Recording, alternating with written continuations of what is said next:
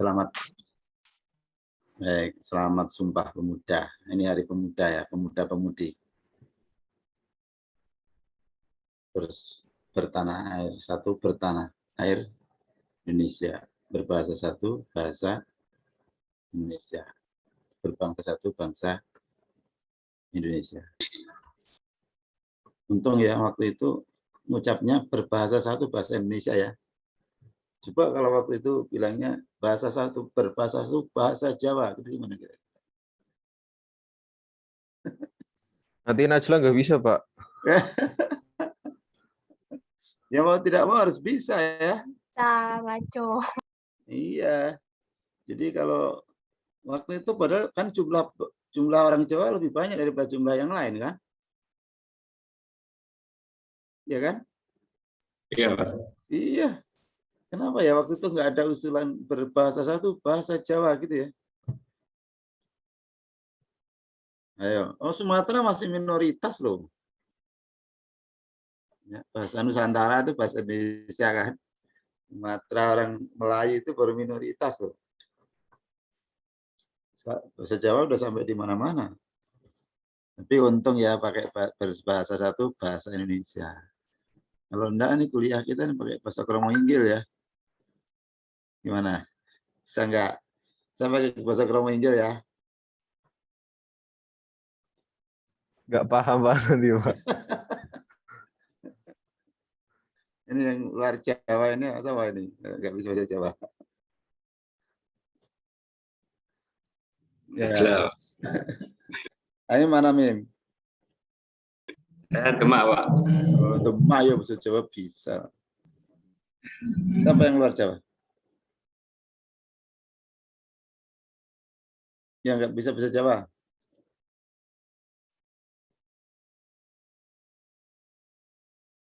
Ya. Najla Ya. bisanya G sama boten aja, Pak. Siapa? Najla. Bisa buat entak. Ya, orang Jawa sekarang kehilangan bahasa Jawa kok. Coba waktu itu berbahasa satu bahasa Jawa, bahasa nasional Jawa. Masuk bahasa resmi, upacara bahasa Jawa gitu ya. Gimana coba kalau hormat bendera?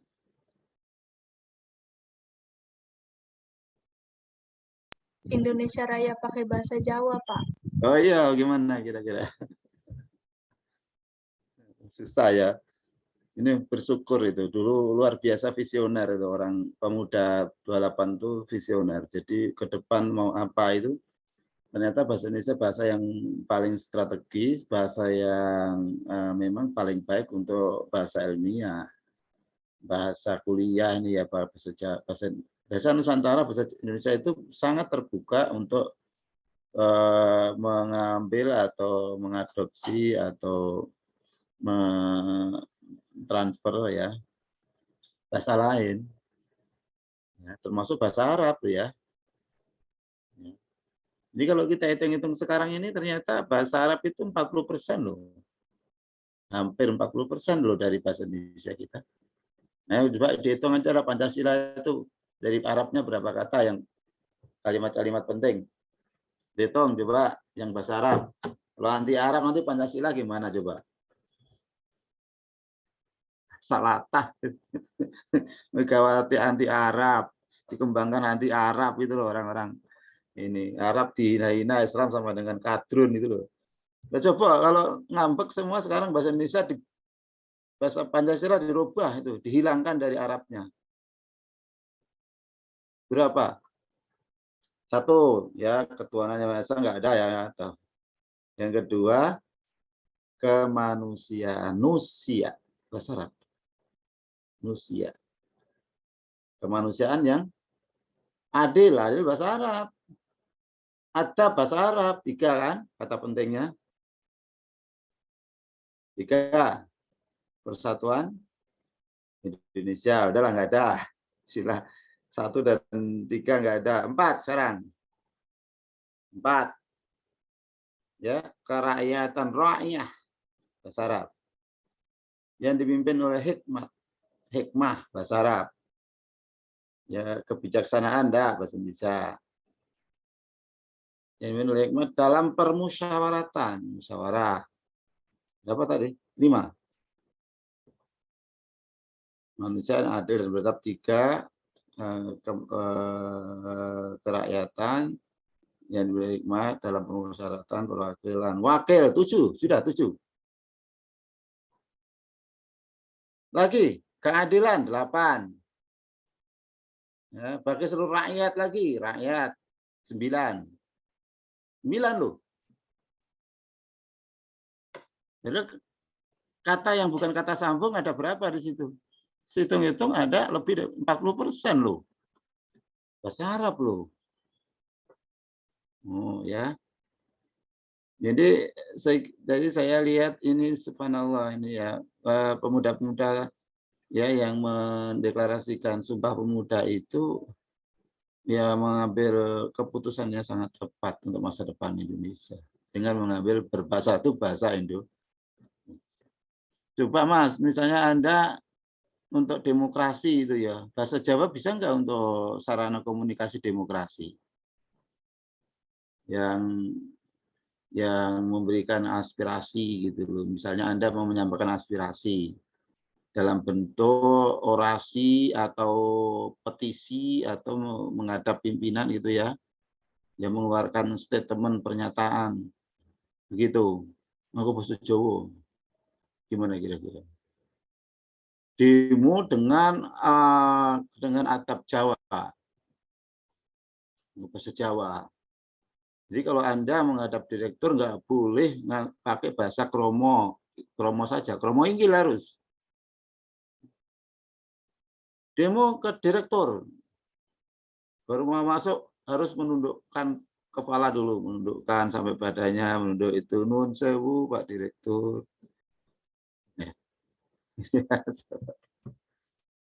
Mau menyampaikan aspirasi, gimana coba? Dalam sak rencang badhe ngaturaken. Mana ekspresinya? Ada ekspresi. Ekspresi unjuk rasa kok sudah menundukkan ya. Jadi subhanallah itu saya apresiasi betul itu. Saya bayangkan kalau bahasa Jawa itu bahasa Sunda apalagi ya. Itu kayak opo itu. Ya. Untungnya itu bahasa Indonesia. Baik, ya ini pemuda ya. Jadi ini Sumpah Pemuda. Bukan Sumpah Remaja ya. Untungnya itu bukan Sumpah Remaja gitu loh. Apa bedanya remaja dan pemuda? Ya. Kalau dalam ilmu perkembangan, jiwa perkembangan remaja itu ya identik dengan pertumbuhan yang masih labil. Masih labil. Masih emosional, masih trot ya, masih masa trot. Masa apa? Puber, masa trot ya, masa kacau, masa masih banyak terjadi apa namanya, belum stabil jiwanya, belum matang gitu ya, masih pencarian. Untungnya itu Sumpah Pemuda gitu loh. Ya, jadi makanya saya memberi nama, teman-teman beri nama generasi apa aktivis Masjid Darul Hikmah itu, kampus kita itu bukan apa, bukan organisasi remaja masjid, tapi namanya Pemuda Masjid Darul Hikmah.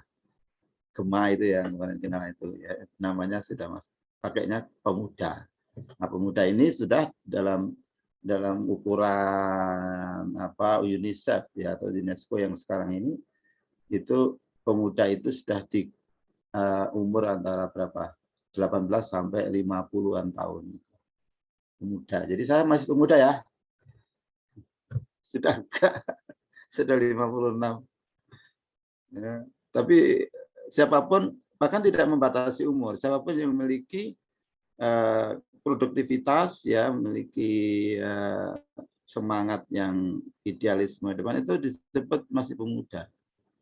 Jadi di pemuda ini lebih tepat ini Sumpah Pemuda, mudah-mudahan ini menjadi satu kesadaran bagi kita untuk meningkatkan rasa cinta kita kepada negeri kita ini, ya, sebagai seorang Muslim, negeri di mana kita ada itu adalah apa namanya, salah satu dari kewajiban kita untuk, ya, kewajiban terdekat untuk memperbaikinya, ya, untuk mendakwai, memperbaiki, mengislahkan atau memperbaiki itu dimulai dari lingkungan terdekat.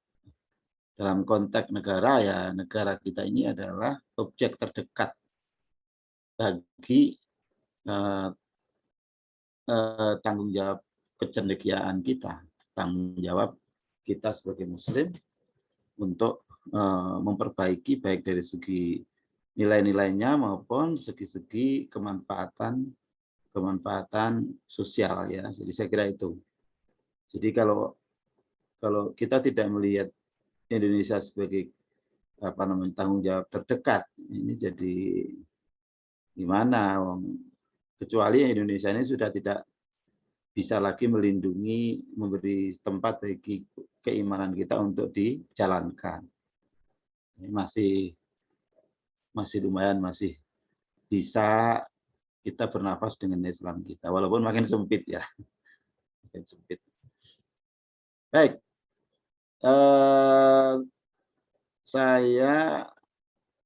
catatan saya itu kita sampai di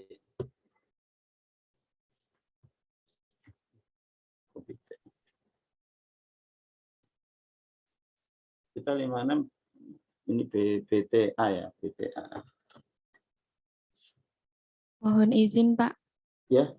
Yang bernama Emi masih kendala jaringan Pak, belum bisa masuk ini ke Zoom. Hostnya saya. Oh, kendala jaringan. Ya, Emi. Ini siapa ini? Fatia izin tidak on cam karena oh ya. Terus kendala jaringan, ya.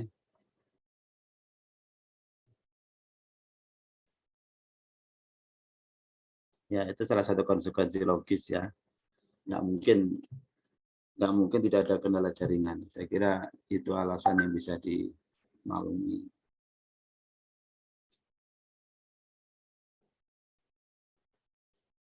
Ya, terakhir kita sudah sampai kepada tauhid uluhiyah, selesai, ya. Kemudian kita hari ini merencanakan untuk membahas tentang dinul Islam, Islam integral.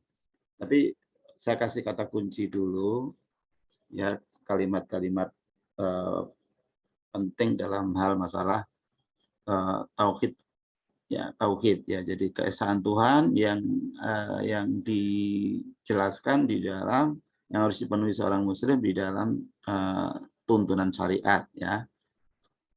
Sudah dijelaskan sangat detail, paripurna, ya, di dalam Islam, sehingga orang Islam sendiri seharusnya tidak bingung dalam mentauhidkan Allah itu, karena sudah sangat jelas, ya, tuntunan Al-Quran mengenai bagaimana harus bertauhid dan bagaimana menghindari syirik, gitu, ya. Yang pertama, kalau kita rangkum, ya, kalau saya ingin ringkas, ya, pertama bagaimana seharusnya kita mentauhidkan Allah menurut Al-Quran, syariat Islam. Yang pertama adalah membersihkan diri kita dari pengetahuan-pengetahuan keyakinan yang mengotori tauhid rububiyah yang sudah ada dalam diri kita. Sudah inherent di dalam setiap diri kita, sejak kita lahir sudah ada itu. Karena tauhid rububiyah itu sudah mengakui Allah sebagai Rabbun, satu-satunya itu sudah dipersaksikan oleh manusia, diikrarkan pada saat manusia di alam roh, ya. Itu ketika lahir itu harus dibersihkan. Tugas Rasul itu membersihkan, waktu zakihim, membersihkan kembali dari kotoran-kotoran pengetahuan yang tidak sejalan dengan tauhid rububiyah itu. Banyak orang yang kemudian setelah lahir yaitu diberikan input pengetahuan-pengetahuan yang mengenalkan rob palsu, yang itu jelas sangat bertentangan dengan komitmen rububiyah kita yang melekat pada jiwa kita. Ya, Begitu selalu terjadi penyimpangan sejak Rasul itu meninggalkan umat atau sudah meninggal. Nah, termasuk juga Nabi Muhammad ini Rasul terakhir, maka setelah Nabi nanti tidak perlu ada lagi Rasul, sehingga penuntun untuk kembali kepada tauhid rububiyah dari kotoran-kotoran pengetahuan yang salah itu masih ada jejak orisinil, yaitu Al-Quran. Kalau kitab-kitab sebelumnya itu tidak ada jaminan Allah menjaga dari perubahan-perubahan tangan-tangan umat manusia. Al-Quran dijaga. Ya, inna nahnu nazzalna dzikra wa inna lahu lahafidun. Aku menurunkan Al-Quran dan aku yang akan menjaganya. Jadi nggak mungkin ada orang yang bisa merubah Al-Quran itu. Nah, inilah sebagai acuan yang sehingga demikian sampai akhir zaman tidak perlu Rasul lagi. Cukup para pembaharu-pembaharu yang mengajak kembali lagi kepada kemurnian tauhid berdasarkan Al-Quran dan As-Sunnah. Jadi tauhid rububiyah itu memang dari awal sudah saya jelaskan ya, sebatas manusia mengetahui dengan kebenaran, hakul yakin dan mengakui bahwa Allah satu-satunya Rabbun, pencipta, pemelihara, penguasa, pengatur. Jadi pengakuan kita terhadap perbuatan Allah yang totalitas di dalam 4 hal tadi terhadap alam semesta, termasuk kita, dan kita bagian dari alam semesta. Jadi yang berbuat Allah, kita dituntut untuk mengetahui dan mengakuinya. Itu tauhidnya di situ. Itu sudah melekat pada setiap insannya kita. Nah, sedangkan tauhid uluhiyah itu sebaliknya. Mana buktinya kalau kamu mengakui Allah sebagai satu-satunya Rabbun? Harus dibuktikan dengan perbuatan kita secara totalitas. Allah meminta haknya kepada manusia, hak untuk ditaati secara total sebagai Rabbun, sebagai ilahun, ditaati secara total. Karena hanya Allah lah yang mengadakan kita, bahkan yang menjadikan, yang memiliki semua yang ada ini. Jadi kalau di tauhid uluhiyah itu fokusnya ya pada perbuatan manusia.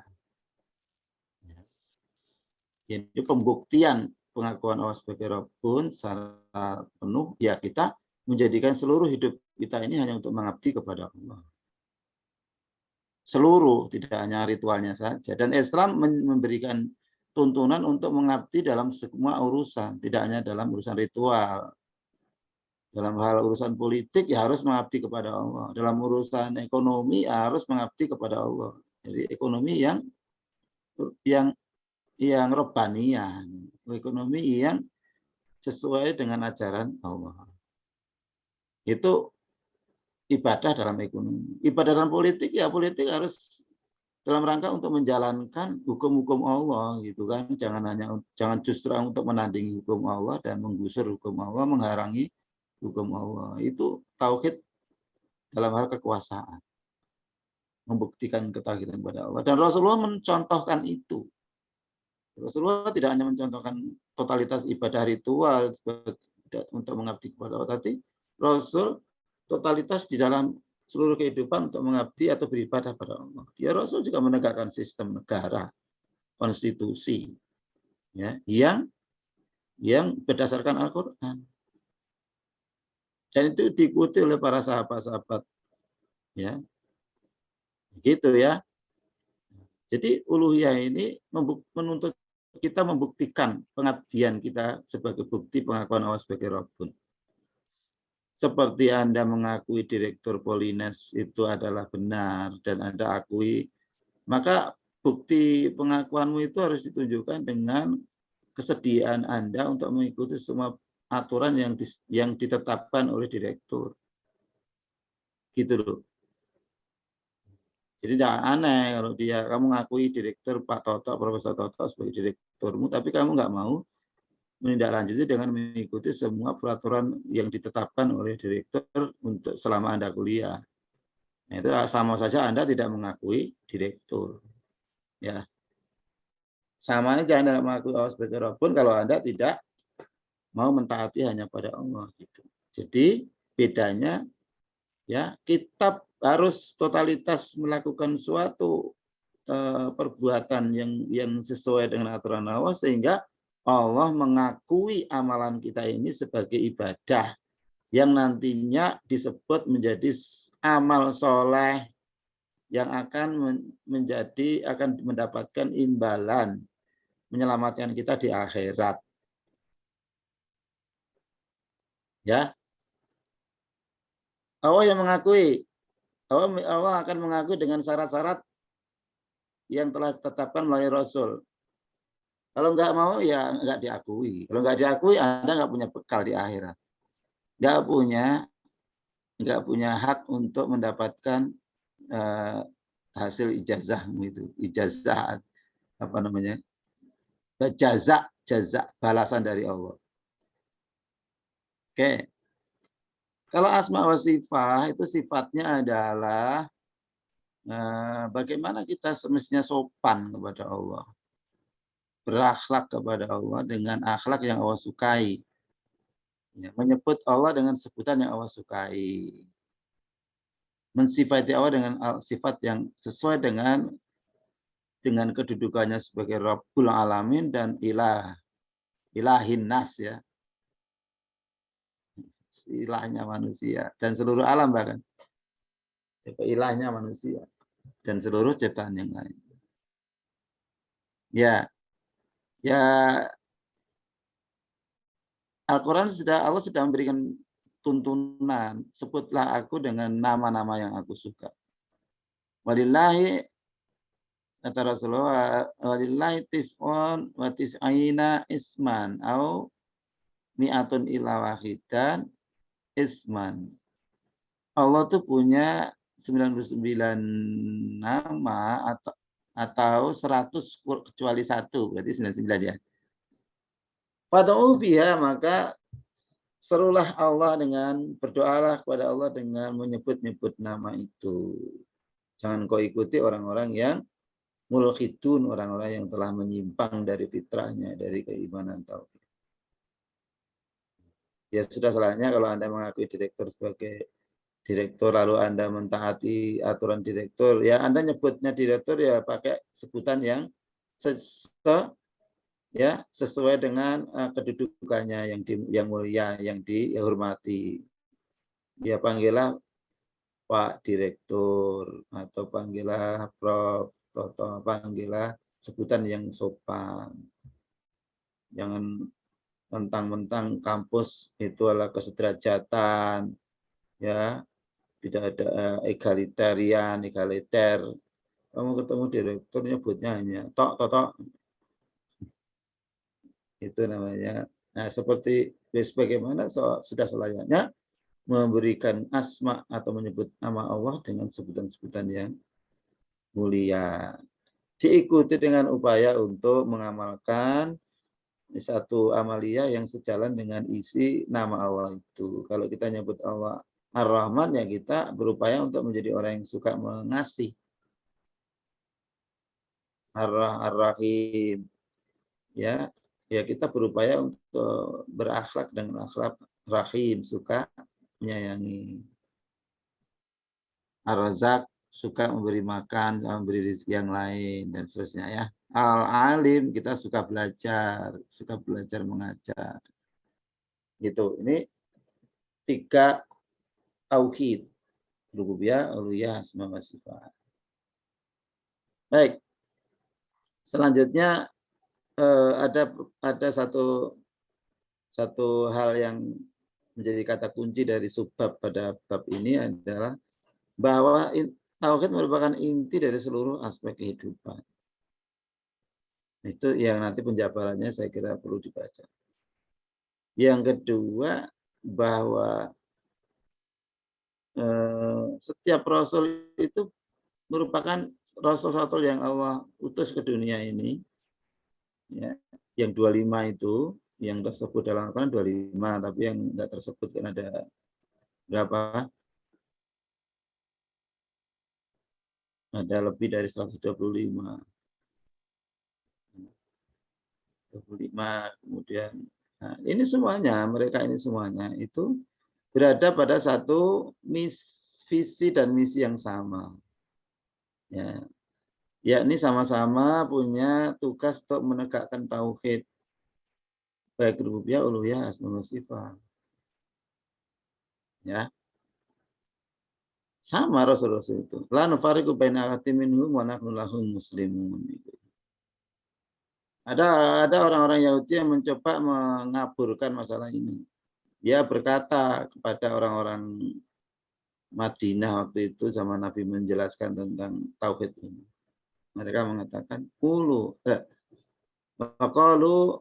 la yadkhulu qalu kunu hudan aw nasara tahtadu. Mereka orang Yahudi Nasrani mengatakan, katakanlah, ya, mereka berkata, jadilah kalian jadi Yahudi atau Nasrani agar kamu dapat petunjuk. Ya, untuk mendapat petunjuk itu harus menjadi Yahudi Nasrani. Jadi Allah itu merasa mereka punya kitab. Ya, lalu dibantah. Katakan Muhammad, kul bal millat Ibrahim hanifah wa ma kana minal musyrikin. Tidak begitu. Katakanlah Muhammad, jadilah engkau, ya, kul bal millat Ibrahim, ya, katakanlah bahwa jalan Ibrahim itu lurus, ya, karena mengklaim mereka itu ikutlah Yahudi Nasrani, karena Ibrahim itu Yahudi dan Nasrani, biar kamu dapat petunjuk. Lalu dibantah ya Allah, tidak. Ya, bahkan ya namanya Ibrahim itu adalah hanifan musliman, ya, lurus dan pasrah, maka minal musyrikin, dan tidaklah dia itu orang-orang musyrik. Oleh karena itu qulu amanna billah, katakanlah berimanlah kepada Allah. Qul amanna billahi wa ma unzila ilaina, dan berimanlah kepada apa-apa yang diturunkan kepada kami Muhammad. Wa ma unzila ila Ibrahim wa Ismail wa Ishaq wa wal asbat, dan apa yang diturunkan kepada Nabi Ibrahim dan Ismail dan Ishaq dan seluruh keturunannya, wal asbat. Wa ma utiya Musa wa Isa, bahkan dengan berimanlah kepada apa yang telah diberikan kepada Musa dan Isa. La nufarriqu baina ahadin wa ma utiya Musa wa Isa wa ma utiya nabiyyuna min rabbihim, dan semua yang diberikan kepada para nabi, yang ada ribuan nabi. La nufarriqu baina ahadin minhum, tidak ada perbedaan sama sekali antara seluruh rasul-rasul dan nabi-nabi itu dalam hal tauhid ini. Wa nahnu lahu muslimun, dan kami semuanya ini pasrah tunduk kepada Allah. Ya. Jadi itu, ya, jadi apa namanya, tauhid, ya, seluruh rasul itu merupakan mata rantai untuk dengan fungsi yang sama menegakkan tauhid dalam kehidupan. Ya, membersihkan dari kemusyrikan yang menutupi tauhid rububiyah, lalu menuntun, mengajak, menghidupkan mereka, men-trigger mereka untuk mewujudkan kehidupan yang menunjukkan bukti sebagai penghambaan total kepada Allah. Itu tugas Rasul. Ya. Jadi tidak benar kalau Isa itu agama Nasrani, tidak sama dengan Muhammad, itu karena dibelok-belokkan setelah itu. Ya, hanya memang setiap Rasul itu meninggal, kemudian setan atau dari jin dan manusia itu berupaya untuk membelokkan kepada penyesatan lagi. Baik melalui kekuatan akalnya, mereka tersesat pada kesesatan akal, syirik karena menyekutukan Allah, ya, karena apa namanya, menuntut, ya, kebenaran akan keesaan itu dengan akal. Ya, mereka tersesat di situ. Jadilah menolak agama, jadilah orang-orang yang kafir. Atau mereka itu, ya, mengikuti rasa yang tak ada ukurannya itu. Akhirnya menemukan kepercayaan kepada selain Allah melalui rasa. Maka kemusyrikannya bentuknya adalah mengikuti tradisi-tradisi nenek moyang atau tradisi leluhur. Nah, ini ada tokoh yang merasa hebat, merasa lebih percaya diri dengan kembali ke agama leluhur. Bisa Islam tapi kembali ke agama leluhur. Hindu katanya agama leluhur. Siapa? Mbah Sukma itu loh, nenek. Adiknya Megawati. Iya, itu bangganya bukan main. Katanya kembali ke leluhur. Leluhur yang mana? Leluhurnya manusia itu Nabi Adam dan Hawa. Tauhid semua itu ya. Coba. Orang Arab itu juga sok ngomong, Muhammad kamu tuh ajaran agama baru yang tidak sesuai dengan leluhur bangsa Arab. Klaim-klaiman seenaknya sendiri. Klaim leluhur itu kan relatif ya. Tapi hakiki nggak bisa fakta sejarah nggak bisa dihilangkan bahwa leluhurnya orang Muslim, orang Indonesia itu apa betul tidak bertuhan, apa betul Hindu, apa betul kepercayaan tradisi itu. Enggak, itu penyimpangan. Leluhur yang menyimpang. Fakta sejarah menunjukkan leluhur kita itu ya tauhid. Ya, gitu. Nah, itu tugas kita untuk mencari fakta. Ya. Nenek moyang kita itu orang-orang bertauhid. Hanya mau diputus oleh sejarah aja. Makanya orang Hindu itu dulu hidup pertama kali di Mula Warman itu ya, Kutai ya, Mula Warman itu ya. Kerajaan Kutai itu Hindu katanya. Klaim aja itu, yang bener aja. Kalau Hindu ya Mula Warman itu kan enggak menghadiahkan 1000 sapi untuk disembelih rakyatnya. Pada hari itu, loh, mau Hindu kok malah nyembelih sapi. Itu fakta loh itu. Malah banyak indikator-indikator justru Mula Warman itu Muslim, tapi mengikuti syariat Ibrahim, bukan syariat Muhammad. Muhammad belum lahir. Ada kata Braham. Itu dulunya tahu gitu, dibelok jadi Brahma. Kacau. Braham Ibrahim. Jadi Brahma dari nama dewa. Jadi memang selalu ada pembelokan dari tauhid ke syirik begitu. Ya. Apa benar Isa bin Maryam itu Trinitas? Oh enggak, dia tauhid. Nenek moyang. Ya. Nenek moyang bangsa Arab itu dulu kan mengklaim gitu orang-orang Arab. Ketika Nabi datang tuh Muhammad, kamu itu enggak mau mengikuti agama nenek moyang kita, leluhur kita, kearifan lokal kita itu. Sekarang kan bahasanya kearifan lokal ya. Yang bener aja kearifan atau arif sama arif itu lawannya apa? Kedolim ya. Arif itu artinya jahil. Jadi arif itu apa betul kearifan? Orang Arab dulu gitu. Muhammad tuh dulu ketika dia mulai menyampaikan tauhid, terutama uluhiyah ini yang ditekankan oleh Nabi. Rububiyah ya Rasul membersihkan aja. Tapi yang ditekankan uluhiyah, menggerakkan mereka itu hidup dengan menjadi representasi hamba Allah, bukan hamba-hamba yang lain. Itu sebutannya apa Nabi Muhammad? Sebutannya kamu itu enggak nasionalis, gitu ya, nasionalis sekarang ya. Enggak menghargai kearifan lokal gitu ya. Enggak menghargai keragaman gitu ya.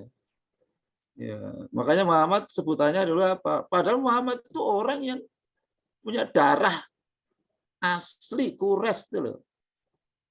Darah mengalir dia itu turunan nomor 1, keturunan paling ya, paling asli, paling kuat ya. Birunya tuh biru tenanan itu loh ya. Kalau di sini ya. Enggak biru-biru muda gitu ya, biru tua. Ya. Jalur keturunan betul yang mengalir Smith ya, turunan asli penduduk Makkah. Ya. Mereka mengklaim ya yang waktu itu kan ya Buddha musyrik ya, syirik, perbuatan penuh kesirikan itu kearifan lokal katanya itu sudah menjadi jati diri bangsa gitu waktu itu dia. Mereka gitu semuanya. Lalu Nabi Muhammad itu kemudian dituduh karena mengajarkan tauhid, dia dituduh sebutannya itu 3 yang sering. Muhammad anta kadzab, kamu itu pembohong.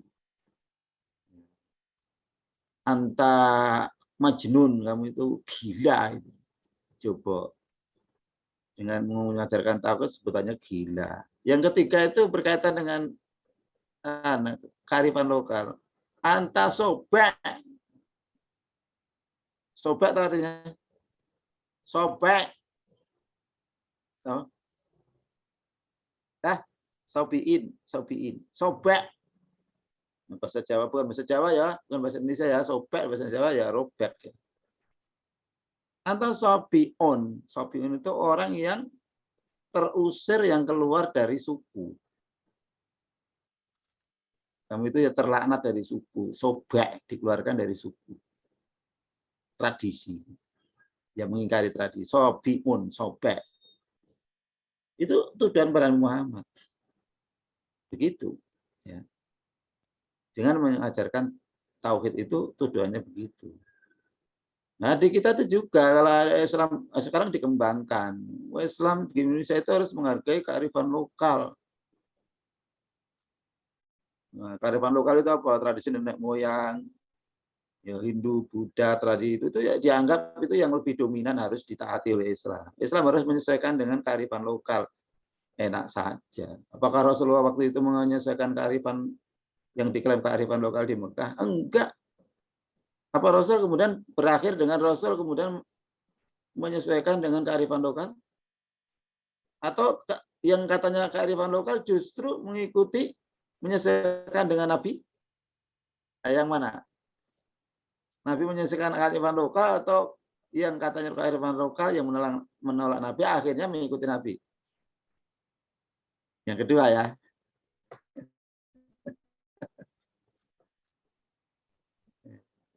Ya begitulah. Ya, jadi yang kedua ini ditegakkan dalam kehidupan. Asma wa sifat adalah memberikan sifat penyebutan Allah dengan sifat-sifat yang mencerminkan kesempurnaan Allah, tidak melukai, mengurangi ke kemudian. Jadi saya kembali lagi tadi ke setiap rasul adalah berada pada satu jalur yang sama, menegakkan tauhid, hanya bentuk pengabdian uluhiyahnya dalam bentuk pelaksanaan syariat ya.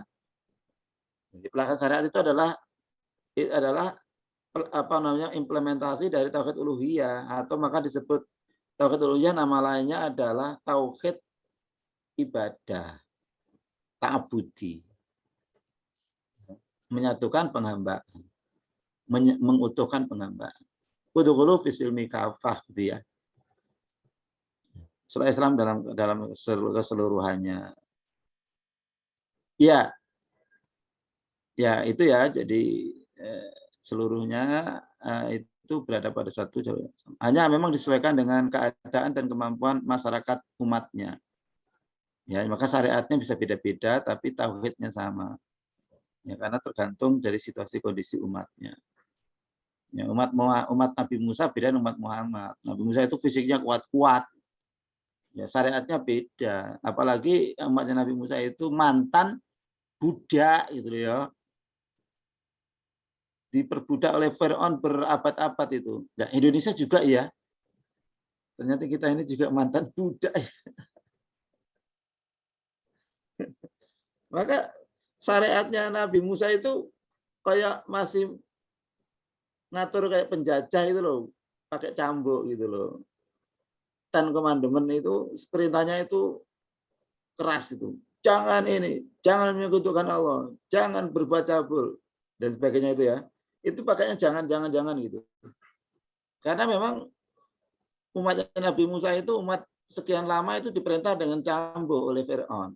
Jadi kalau nggak dicambuk itu dia nggak merasa itu, nggak sadar itu. Jadi nggak bergerak itu. Jadi dia hanya bisa pengennya balelo, dablek gitu ya bahasa kita. Tahu nggak dablek? Ngerti nggak? Dablek, Tahu. ngerti ya? Apa itu bahasa Indonesia? Nakal. Hah? Nakal. Apa? Nakal. Nakal. Nakal. Dablek kok, dablek itu nggak mesti nakal. Nakal itu bisa positif. Susah diatur. Susah diatur. Wah, nggak mau perasaan itu loh, nggak tumpul perasaannya, dablek gitu. Ya, bangkang ya. Ini yang kuliah ini ada Ma'ruf Amin yang kuliah di sini. Ada wakil presiden kuliah di sini. Woi, Rafli, saya kira Ma'ruf Amin ini.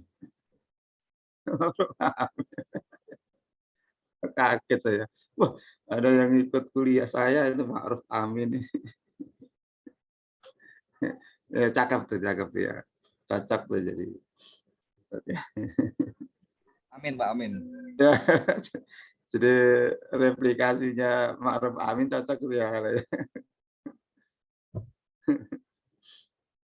Iya. Nah itu, jadi ketika syariatnya itu keras tuh kalau Nabi Musa itu. Ya, makanya syariatnya itu karena dableknya bukan main tuh, susah nih sadar itu. Makanya kalau tobat, itu tobatnya bunuh diri. Setelah tobat langsung harus segera bunuh dirinya sendiri. Itu syariat Nabi Musa. Bani Israil waktu itu kalau nggak mati, ingkari janji lagi. Itu dalam Quran begitu. Ya maka perintahnya faktulu ampusakum, dalikum khairul lakum, fataba'alaikum, innallaha tawwabur rahim. Itu dalam surat Al-Baqarah itu. Tapi umat Nabi Isa tidak. Umat Nabi Isa ini sudah sekian lama Bani Israil yang sudah sekian lama merdeka, sehingga sudah bisa ada kemandirian, bahkan cenderungnya perasaannya sudah hidup, perasaannya sudah tajam, gitu. Sehingga nggak usah pakai suara keras, itu sudah disindir, itu sudah tahu gitu loh ya. Maka pendekatannya yang diberikan kepada syariat pada Nabi Isa itu penuh kasih sayang, kelembutan, gitu ya. Nabi Isa itu terkenal gitu, ya. Kekuatannya bukan pada kekuatan fisik gitu ya. Nabi Musa itu disiapkan fisiknya kuat, tantangannya juga fisik sih. Makanya kepalanya Nabi Musa itu mukul sekali mati. Ya apa ada sekarang orang mukul sekali mati itu. Itu di Quran ada itu. Nabi Musa itu menemui Bani Israel berantem dengan yang keturunan orang Mesir itu. Nah, dia itu digoda setan itu. Dikompori itu, diprovokasi oleh orang di situ. Bila dia itu musuhnya dia. Itu orang keturunan wah, ini temanmu, itu musuhmu itu orang-orangnya Fir'aun. Nah, itu yang satunya itu temanmu orang Bani Israel yang harus kamu bebaskan. Akhirnya Musa terprovokasi dalam kisah Al-Quran itu ya, Surah Anbiya itu. Akhirnya dipukul sekali, orang itu mati. Coba, terus sekali mati. Luar biasa Nabi Musa itu, Rasulullah mengakui Nabi yang paling kuat fisiknya Nabi Musa. Sehingga Rasul sambil menunjukkan batu ya, batu yang dipukul Nabi Musa itu, ya ditunjukkan para sahabat, ini loh batu yang pernah dihajar Nabi Musa dengan kepalanya. Kepalan tangannya itu. Padahal batunya atos itu, bisa berlubang-lubang itu, dipukuli Nabi Musa. Pernah baca hadisnya enggak? Jadi marah dengan batu itu. Ya, saking Nabi Musa dipermalukan oleh batu itu. Ya, itu kisahnya ada di hadis panjang itu. Jadi itu Rasulullah Nabi Musa itu kan memang suka pemalu banget itu ya. Pemalu gitu. Waktu dia jadi penggembala ke Nabi Shu'aib, itu dia kan harus dipersyaratkan menggembala membantu Nabi Shu'aib selama 8 tahun. Nanti kalau selesai akan aku nikahkan dengan anakku yang salah satunya, yang putri yang cantik gitu ya. Itu mau karena dia minta perlindungan, kalau enggak mau bunuh Fir'aun dia. Ya, terus mau, tapi kalau kamu mau menyempurnakan 10 tahun ya lebih baik. Akhirnya Nabi Musa mengatakan yang masih pemuda tampan, gede, tinggi besar, kuat, tampan gitu. Cerdasnya Musa itu. Kemudian dia mau, aku terima tawarannya dan aku genapkan 10 tahun. Tapi ini perjanjian ini jangan diingkari, jangan ada tambahan lagi. Ya, betul, akhirnya 10 tahun itu setelah dia 10 tahun mengabdi dulu menjadi penggembala, bantu Nabi Syuaib. Ya, karena anak-anak Nabi Syuaib 2 perempuan gadis-gadis itu ya, terus dia membantu itu. Nah, satu kisah, dia itu kan pemuda itu kan pemalu gitu ya, suka penggembala dengan teman-teman lainnya, sama penggembala kan laki-laki semua ya di padang gurun yang luas gitu kan ya. Satu ketika, nah mereka kalau mandi itu pada tempat yang sama kan, ada air, tempat-tempat kan air juga terbatas. Dia nggak mau mandi bareng-bareng teman-teman lainnya itu. Pokoknya dia cari tempat jauh baru dia mandi. Teman-temannya itu jengkel gitu. Ini Musa ini kok nggak mau ya mandi sama kita. Wah, terus jadi bahan olo-oloan lah gitu ya. Buli-bulian. Paling Musa itu nggak jantan gitu. Tuduhan ngejek-ngejek Musa itu. Wah, paling itu nggak jantan, itu nggak ada kemaluannya gitu. Gitu. Oleh Allah dibela gitu kan. Ini agak sedikit ya. Tapi di hadis begitu loh ya, saya nggak nama-nama ini. Terserah Anda pikirannya ya. Tapi kan faktanya di hadis kok ini. Akhirnya itu apa? Dia pas mandi gitu kan, pakaiannya kan ditaruh di batu gitu kan. Wah, ternyata batu itu menggelinding, menggulung pakaiannya Musa ini. Jauh banget dikejar sama Musa. Musa pakai baju. Sampai ya dekat dilihat oleh teman-temannya yang suka bully Musa, menghina Musa itu. Dan akhirnya dia tahu bahwa Musa laki-laki sempurna gitu ya. Nah, intinya gitu. Nah, Musa begitu itu batunya mandek, berhenti ketika sudah sampai melewati teman-temannya itu. Cepat dipakai, terus dia menghajar batu itu dengan tangan kepalanya itu. Dia kata Rasulullah, ini batu ini dulu dihajar oleh tangannya Musa. Dan Rasulullah mengakui kelebihan Musa itu adalah di fisiknya. Kuat sekali itu. Batu aja sampai babak belur. Pakai tangannya loh, bukan dengan batu loh mukulnya. Mungkin itu bekas-bekas tangannya. Mungkin Anda masih bisa melihat itu di Makkah atau di mana ya. Terus menunjukkannya saya agak lupa. Itu Musa. Nah, maka syariatnya memang beda dengan syariat Nabi Isa. Nabi Isa itu pendekatannya penuh dengan kelembutan. Muhammad itu mendekati dengan semua pendekatan, pakai rasionalitasnya tinggi. Kalau Musa itu empiris. Maka ketika dia ketemu sombong dengan kecerdasan empirisnya itu, lalu diuji sama Allah, diingatkan. Itu kamu berguru ke orang yang alim. Akhirnya berguru ke Nabi Khidir itu kan. Ternyata dia nggak ada apa-apanya dengan Khidir. Sombongnya turun. Memang diberi kelebihan di empiris. Syariatnya Musa itu empiris banget. Hukum gitu ya. Nah, syariatnya Isa itu lebih kepada esoteris. Kalau ya Muhammad komplit. Ya. Rasional, empiris, ya esoteris, ya perasa itulah itu. Jadi inilah yang sehingga Rasul-rasul ini tapi sama, isinya sama. Isinya mengajarkan intinya sama, tauhidnya tidak berubah, tapi syariatnya yang disesuaikan dengan kondisi umatnya. Itu. Maka mukjizat-mukjizat itu kalau umat sebelumnya ya banyak yang fisik. Ya. Ya, kalau Nabi Muhammad itu mukjizatnya ya fisik non fisik. Yang paling berat tantangannya zaman untuk menegakkan tauhid zaman Nabi Muhammad adalah kesombongan intelektual, kesombongan ilmu pengetahuan. Zaman yang dimana manusia akan mencapai kemampuan rasionalnya melahirkan berbagai temuan-temuan tentang alam ini. Nah, itu sudah disiapkan Allah. Al-Quran ini ya memiliki keunggulan yang paling besar, mukjizat paling besar adalah ya kemampuan ilmu pengetahuannya, hikmahnya di situ. Kalau itu diuji oleh ilmu pengetahuan, makin kokoh argumen Quran itu menunjukkan keunggulannya.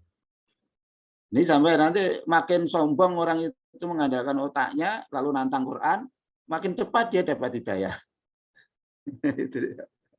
Itu sekarang orang-orang itu kan orang-orang Barat itu sekarang, oh ya, Justru masuk Islam jadi ketika dia dimulai dari ya tuduhan-tuduhan pada Islam sebagai agama teroris, macam-macam agama yang keterbelakangan, enggak sesuai dengan pengetahuan. Begitu dibongkar, justru dia menemukan ya sebaliknya gitu ya. Sekarang ini makanya kalau Anda sekarang yang masuk Islam di Inggris itu sekarang itu wali kotanya ada berapa 9 tuh wali kota penting itu semua orang-orang muslim sekarang, orang-orang intelektual muslim. Bahkan wali kota London itu kan ibu kotanya Inggris itu seorang muslim yang sangat coba sekarang. Jadi mereka mendapatkan memahami tauhid itu justru makin cepat kalau mereka makin kritis dan makin cerdas. Jadi orang-orang yang meninggalkan Islam, yang tidak mau meninggalkan Islam itu justru membuktikan bahwa mereka ini orang-orang nggak cerdas, orang-orang nggak cerdas, tidak mengikuti kemajuan yang ada. Oke, saya kira ini yang perlu saya tekankan di bab mengakhiri dari bab tentang konsep ketuhanan, ya dengan harapan Anda memiliki basic pemikiran dan pemahaman tentang ketuhanan yang kokoh gitu ya. Jadi aneh kalau udah orang Islam meninggalkan Islam itu aneh, menunjukkan dia tidak kenal ajaran Islam sendiri. Orang Islam yang benci Islam aja ketika mempelajari Islam dari sisi konsep ketuhanannya, dia menemukan titik terang dan menemukan kelemahan agama lain. Pendeta-pendeta yang makin dalam ya mempelajari teologi Kristiani itu makin ragu. Ya, orang Kristen itu kalau dialog tentang ketuhanan itu menghindar. Ya. Dan para pendeta menghindari umatnya tanya masalah-masalah teologi. Nanti kalau misalnya mulai kewalahan ngomong itu iman kami gitu pelariannya. Itu iman kami gitu. Nggak mau sportif gitu.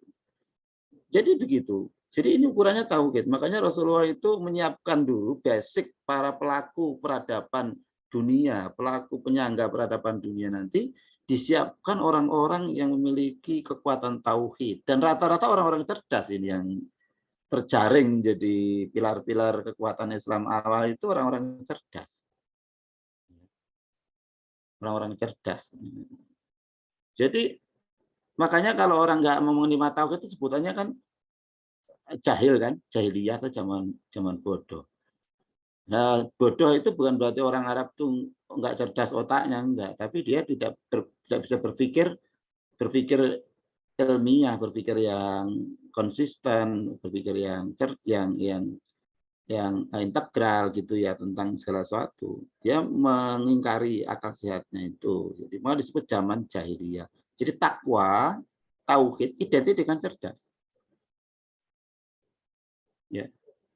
Umar bin Khattab itu di antara sahabat yang sangat cerdas. Maka Umar itu orang yang paling sangat kuat memegangi tauhidnya. Sampai ketika dan dia kritis pada Nabi. Ketika Umar disuruh mencium Hajar Aswad itu kekritisannya, rasionalnya itu bicara.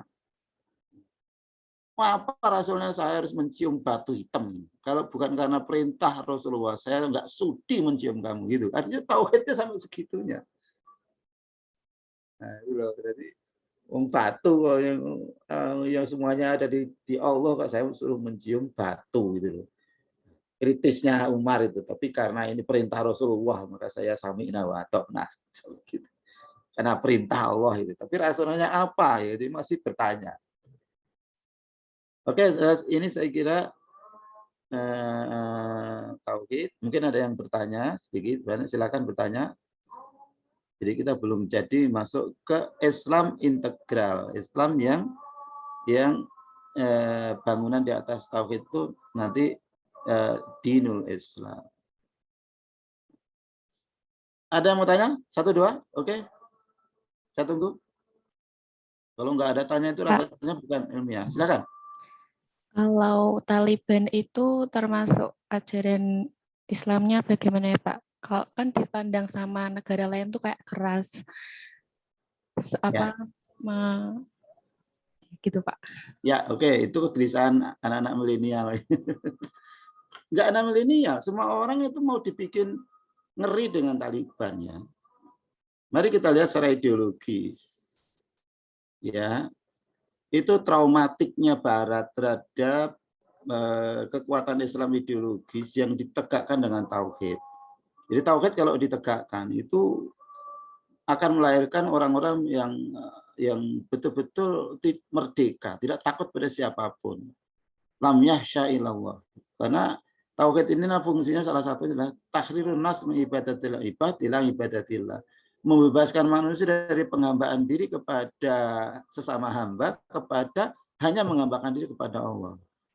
Jadi hasilnya apa tuh? Orang yang merdeka, orang yang independen, dan dia hanya di bawah ketundukan pada Allah saja. Yang ditakuti hanya satu, Allah. Maka orang seperti ini kalau dia perang gitu loh, di perang itu nggak bisa dikalahkan. Makanya Islam itu kalau sudah mulai bicara tauhid, ya, nggak bisa dikalahkan. Maka jangan sampai orang Islam itu tauhidnya itu kuat gitu loh. Ya. Ketika zaman Nabi tauhid tertingginya kekuatan umat Nabi Muhammad itu pada saat perang Badar itu 313 orang, Mbak. Lawannya berapa? 1000. Tapi rasio kemenangannya itu kekuatan satu orang setara dengan 10 orang itu. Karena kekuatan tauhidnya itu. Jadi kalau ada 10 orang di depan, ada 1 orang di sini. Yang satu ini kayak busur gitu kan. Meluncur dengan begitu cepatnya, ya, menerjang 10 orang. Yang 10 orang ini yang nggak bertauhid, itu hancur itu mentalnya, ngeri itu. Kayak gitu tauhid itu sampai begitu. Jadi tidak ada keberanian yang lebih tinggi daripada keberanian orang yang hanya takut kepada Allah. Nggak takut pada siapapun. Dan dia totalitas yakin Allah menolong dia. Nah itu terbukti dalam peradaban Islam selama ini. Itu kemenangan Islam bukan karena jumlah banyak, tapi karena tauhidnya yang kuat. Gitu loh. Nah, perang salib juga nggak pernah menang ya Barat. Jadi 60 kali perang itu relatif kalah hanya perang Uhud. Itu karena turunnya tauhid.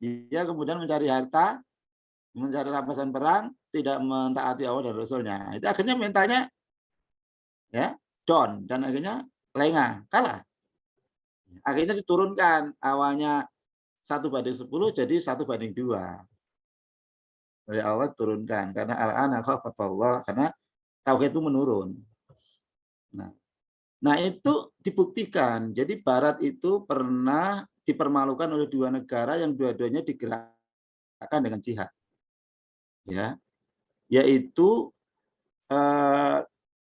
superpower Soviet dikalahkan Afghanistan, ya, Mujahidin Afghanistan. Negara kecil itu sampai bertahun-tahun nggak bisa menundukkan itu Uni Soviet. Diganti panglima, hancur lagi. Karena jihadnya ini yang menjadi kekuatan. Karena Mujahidin Afghanistan. Nah itu bibit-bibitnya sekarang jadi Taliban itu. Ya. Dulu pernah oleh Amerika disokong oleh Amerika untuk mengalahkan Soviet. Tapi karena mereka merdeka, setelah itu karena Amerika menjadikan boneka Amerika. Nggak mau gitu loh. Akhirnya di blow up ya, dibunuh karakternya, dibunuh, diimitkan ya, ke teroris macam-macam. Nah, Amerika dipermalukan oleh negara kecil, superpower oleh Iran.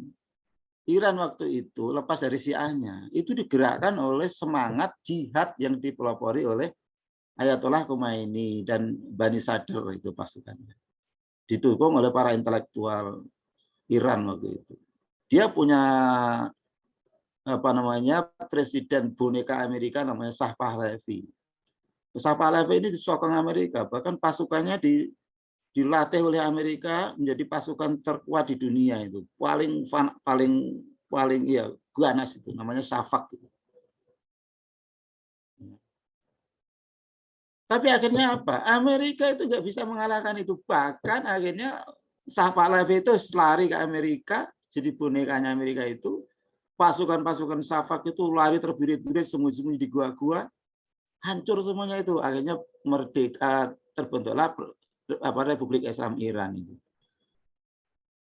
Nah, dua negara ini yang superpower itu punya pengalaman pahit.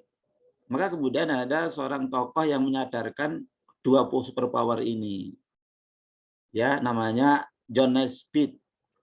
John Naisbitt ini seorang futurolog barat yang mengkalkulasi masa depan itu mau kemana. Dunia itu mau abad 21 itu nanti dunia mau kemana. Siapa yang akan mendominasi. Arahnya kemana. Dia ada John Naisbitt, 2 orang, Alvin Toffler, 3 orang. Kalau dari kalangan Islam namanya Sadr gitu ya, namanya Zainuddin Sardar, itu memprediksi masa depan dengan anasir-anasir berdasarkan fakta data-data kecenderungan yang ilmiah.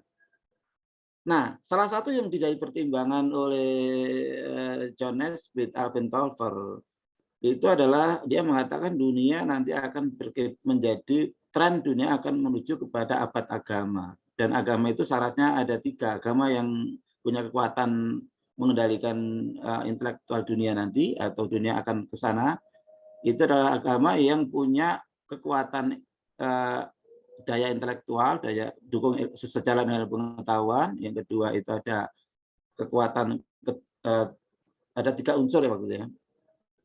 Ada aturan-aturan yang ilmiah, yang sejalan dengan pengetahuan, yang ada beberapa itu dihitung. Dan itu Islam sebenarnya. Dia membuat satu fakta bahwa Amerika superpower itu dikalahkan oleh Islam fundamental dengan kekuatan tauhidnya. Yaitu. Nah, dua-duanya ngeri dengan 2 kekuatan itu. Termasuk juga kesadaran, dihitung juga waktu Indonesia dihitung juga punya ledakan intelektual kampus yang sangat masif gitu ya. Jadi gerakan-gerakan menuju ke Islam itu sudah dihitung dari berbagai aspeknya, itu memang nanti dunia ini akan menjadi abad agama. Dan agama yang dipersatukan ya siapa lagi bukan Islam. Maka kemudian John Naisbitt itu dalam bukunya Megatrend 2000 itu dia mengatakan, jadi musuh Amerika itu sebenarnya bukan Soviet. Musuh Soviet bukan Amerika. Jadi musuh ancaman berat bagi 2 superpower itu adalah Islam.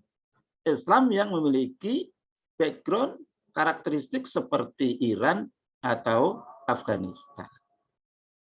Nah, mereka kemudian dari hasil tulisannya John Naisbitt itu, kemudian terjadi perubahan besar-besaran kebijakan politik Amerika dan Soviet. Dicari mana kekuatan Islam yang paling besar, potensi-potensi mana yang akan menjadi ancaman bagi Barat. Program utamanya bagaimana Islam itu tidak berkembang sebagai Islam fundamental, tapi biar Islam itu bagaimana Islam itu di floating, dibikin ngambang biar tidak militan, biar tidak punya kekuatan sesuai dengan kekuatan jihad yang ada. Program-program itu diarahkan untuk deradikalisasi, deideologisasi, deislamisasi melalui program-program budaya, program-program ya macam-macam ya, ada melalui program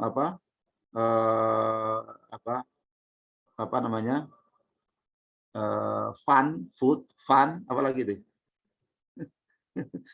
ya, ada biar orang Islam itu tidak tumbuh sebagaimana tumbuhnya Afghanistan atau tumbuhnya zaman Nabi membangun peradaban awal. Orang Indonesia sasaran paling besar Indonesia. Bagaimana orang-orang Indonesia itu tidak harus pindah agama, minimal mereka itu agamanya ngambang. Sebenarnya dibikin dilenakan, dibina-bubukan oleh berbagai hura-hura budaya, kembangkan di Indonesia itu budaya-budaya barat, budaya-budaya hedonisme, budaya-budaya itu dikembangkan. Food, fun, apa lagi? Ada FF gitu loh. Ada yang tahu? Nah, itu Mbak. Jadi Afghanistan, coba Anda pelajari, ya sesungguhnya Taliban ini, itu maka dicitrakan sangat negatif itu karena bagaimana Barat biar tidak menjalar itu semangat Taliban tidak menjalar ke Indonesia. Sehingga Indonesia yang sekuler dari antek-anteknya Amerika ini juga sudah ikut meramaikan, ya, membuli-buli, memfitnah-fitnah, mencitrakan buruk agar ngeri dengan Taliban. Ya kalau Syiah saya masih belum bisa merekomendasi karena itu ada Syiahnya itu kalau Iran itu ya. Saya termasuk sampai dulu mengheroismenya Ayatollah Khomeini itu ada teman-teman saya yang akhirnya berbaiat menjadi Syiah. Saya kan anak muda waktu itu mengidolakan Ayatollah Khomeini pada Republik Islam Iran itu. Nah, yang sekarang ya masih yang Sunni itu ya Taliban itu sebenarnya. Ya, Terima kasih, Pak. akan lebih bagus kalau Anda mencari data sendiri ya, Mbak ya. Terima kasih, Pak. Kalau saya sanatnya insya Allah sedikit agak bisa di inilah, sanat saya insya Allah masih bisa dijadikan pertimbangan lah ya tentang Taliban ya. Atau Anda malah mudah saya, Pak Soleh berarti aliran Taliban ya. Ya boleh-boleh saja. Saya juga kayak gitu juga, ayo berdebat secara ilmiah gitu loh. Ya, enggak apa-apa kalau memang itu betul, saya gitu, wah Soleh Taliban itu nanti ya. Lawan-lawan politik saya akan menggiring opini ke situ. Ya, enggak apa-apa, itu konsekuensi logis sih seorang yang punya prinsip, yang punya ini. Enggak apa-apa. Kalau saya enggak takut itu kalau dibilang Taliban. Saya kira itu ya. Terima kasih pertanyaannya. Oke, cukup ya, hampir 50, tinggal 2. Ya, kita sholat dulu. Terima kasih sekali lagi. Ya, kita akhiri forum kita ini dengan doa kafaratul majelis. Bismillahirrahmanirrahim. Subhanakallahumma wa bihamdika, asyhadu an la ilaha illa anta, astaghfiruka wa atubu ilaik. Assalamualaikum warahmatullahi wabarakatuh. Waalaikumsalam. Waalaikumsalam. Terima kasih, Pak. Waalaikumsalam. Terima kasih, Pak. Ya. Warahmatullahi wabarakatuh. Terima kasih, Pak. Ya, sama-sama.